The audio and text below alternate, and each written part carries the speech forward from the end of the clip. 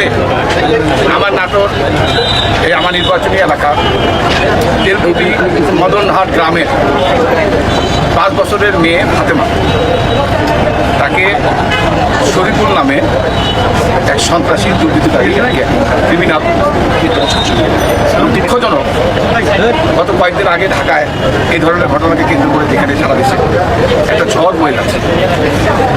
এই অবস্থায় আজকে এই নাটোর এই ধরনের ঘটনা অত্যন্ত দুঃখজনক, অত্যন্ত একটা পরিতাপের বিষয়। এটা নাটোরের ইতিহাসে এরকম ঘটনা ইতিপূর্বে ঘটে না।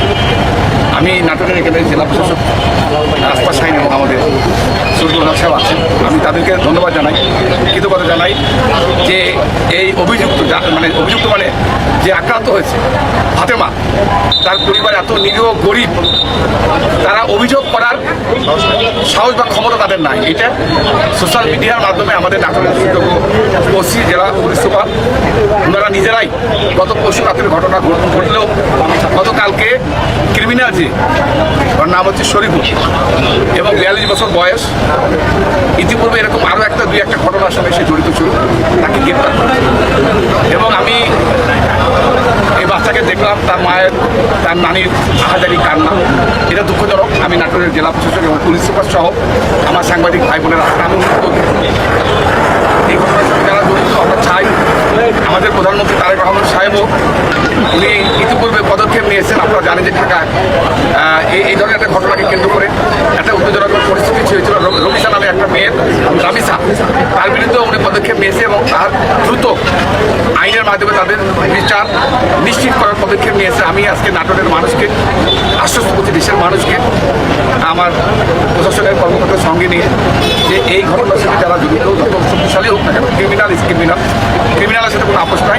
অলরেডি যেহেতু ক্রিমিনাল গ্রেপ্তার হয়েছে এবং দ্রুত, এবং তার পরিবার থেকে তাদের দাবি, তাদের আর্থিক তারা সাহায্য চায়, আমাদের জেলা প্রশাসক সাহায্য করতে চেয়েছে। তাদের দাবি হচ্ছে আমাদের অর্থ দরকার নেই, আমরা চাই জাস্টিস। আমি আপনাদের মাধ্যমে আশ্বস্ত করছি, এই ক্রিমিনাল যত বড় শক্তিশালী হোক না কেন, তার বিরুদ্ধে তাকে গ্রেপ্তার করা হয়েছে এবং দ্রুত চার্জশিট বা আইনগত যে সমস্ত বিষয়গুলো আছে আমরা অতি দ্রুত এবং যেভাবে ঢাকার রামিসার ক্রিমিনালের বিরুদ্ধে দ্রুত ব্যবস্থা গ্রহণ করা হচ্ছে, আমরা নাটোরের প্রশাসক আমরা সবাই মিলে এই ক্রিমিনাল বিরুদ্ধে দ্রুত ব্যবস্থা গ্রহণ করে জাস্টিস যেটা বিচার, আইনের আওতায় যেটা বিচার বলে তা কার্যকর করার জন্য সর্বোত্তম পদক্ষেপ আমরা করব। আপনারা জানেন যে ইতিপূর্বে শহীদ প্রেসিডেন্ট জিয়া রহমান সাহেব এই ধর্ষণ বা মেয়েদেরকে আমাদের নেতা হযরত মুহাম্মদ সাল্লাল্লাহু আলাইহি ওয়াসাল্লাম সম্মানিত করেছেন। আমরা তার অনুসারী আমাদের খালেদা জিয়াও ইতিপূর্বে মৃত্যুদণ্ড এই আইনটা উনি প্রণয়ন করেছেন। আমি আশা করি ওর মায়ের যে দাবি সর্বোচ্চ যে যেটা কি বলে শাস্তি, এই সর্বোচ্চ শাস্তি কার্যকর করার জন্য আমরা সর্বোত্তমভাবে চেষ্টা করি।